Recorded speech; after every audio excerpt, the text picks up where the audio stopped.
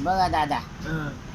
हिरवी कोस कीटकाची आपरी, जो आपण पया आपण वैरी, पहिली. जो आत्मबुद्धी शरीरी चारुस्थळी. बर का. आता बुद्धी आणि मन, चित्त अहंकार हन, ही चतुर्विध चिन्ह अंतकरणाची, ही 4 अंतकरणाचे प्रकार आहेत. हा? आता साधू निश्चलदासजी विचार सागर या ग्रंथामध्ये सांगतात, संसार दुःखाला कारण काय? शरीर अधिष्ठान. शरीराला कारण काय? धर्माधर्म म्हणजे पाप पुण्य. आणि धर्माधर्माला कारण काय? रागद्वेष. रागद्वेषाला कारण काय? अनुकूल प्रतिकूल ज्ञान. आणि अनुकूल प्रतिकूल ज्ञानाला कारण काय? तर भेद ज्ञान. हा. आणि भेद ज्ञानाला कारण काय? आत्मस्वरूपाचे अज्ञान. आता याच्यामध्ये पृथ्वीच्या सत्वगुणाचे अहंकार आणि नाक आहे, रजोगुणाचे आपान वायू आणि गुद आहे, आणि तमोगुणाचा गंध आहे. पाण्याच्या सत्वगुणाचं चित्त आणि जीभ आहे, रजोगुणाचे प्राणवायू आणि शिष्ण आहे, आणि तमोगुणाचा रस आहे. अग्नीच्या सत्वगुणाची बुद्धी आणि डोळा आहे, रजोगुणाचा उदान वायू आणि पाय, पायाने येतो जातो. तमोगुणाचं रूप आहे.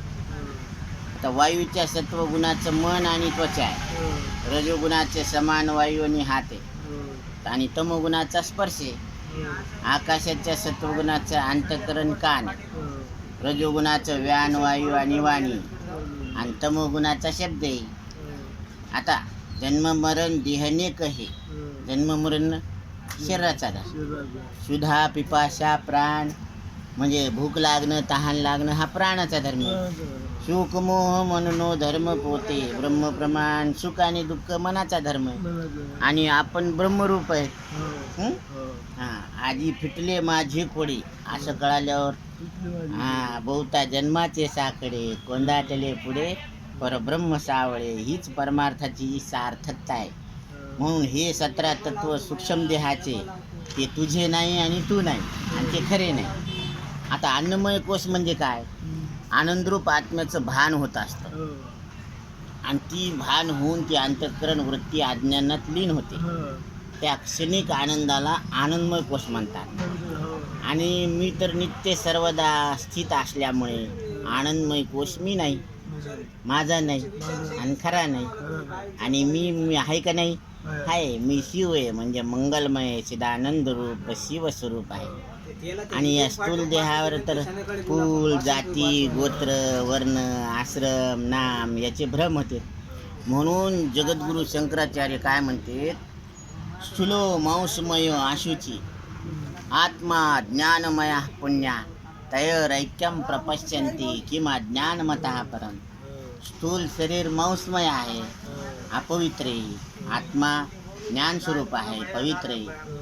आणि आपण ज्ञानस्वरूप आत्म्यालाच मांसमय शरीर समजून बसलो. याच्यापेक्षा अज्ञान जगाच्या पाठीवर कोणता असू शकतं? आहे की नाही?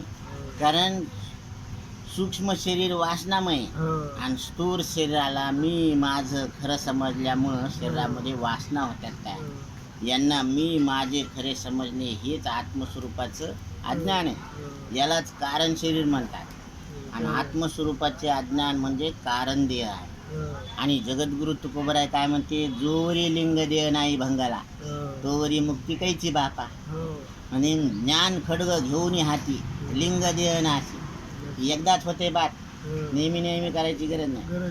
म्हणून आधी लिंग देहाती नाशी, मग उतरे कशी, या कसाला उतर. म्हणून लिंग देहाचा नाश सद्गुरूच्या संगतीत आत्मा अनात्माच्या विवेकाने एकदाच होत असतो. आणि एकदा लिंग देहाचा नाश झाला की मग परत जीवाला लक्ष चौनशीत फिरावं लागत नाही. त्याची सरली येर झाला सफल. आपला व्यापार कसा झाला? सफल झाला. बरोबर आहे ना माऊली?